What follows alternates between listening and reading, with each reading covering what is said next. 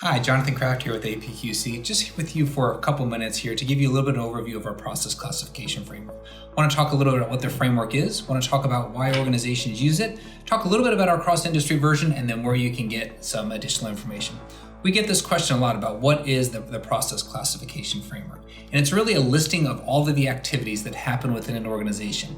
And the way it's structured is a decomposition of those activities that specifically happen within the organization. Really helps organizations create a common language. So when someone says process accounts payable, they can really understand what that might be within the organization. And again, we cover everything that happens within an organization within our process classification framework, everything from setting mission and vision and strategy, all the way to human capital management, and all the way to some of those supporting activities that happen within a business like knowledge management, project execution, those type of things. So it's all in there and it's all encompassing. People come to us and say, well, why do people use this? Or what is this going to do for us? And the opportunity is what it really does, it allows them to initially start it as a benchmarking activity so they can create some apples to apples comparisons.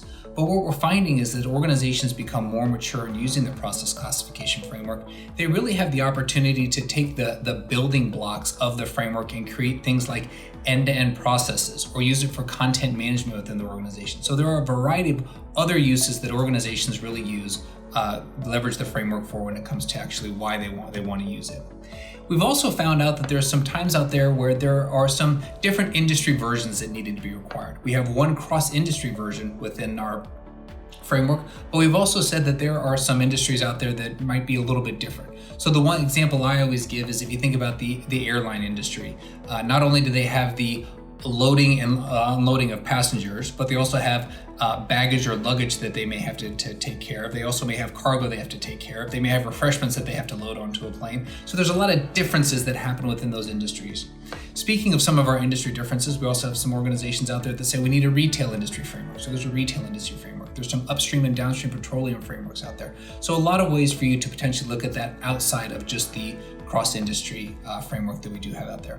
But again, just a quick video to introduce the framework to you. If you ever need anything from us, don't hesitate to reach out to us, or if you're looking for some more information on the framework, go ahead and go to www.apqc.org/PCF. Thanks, talk to you soon.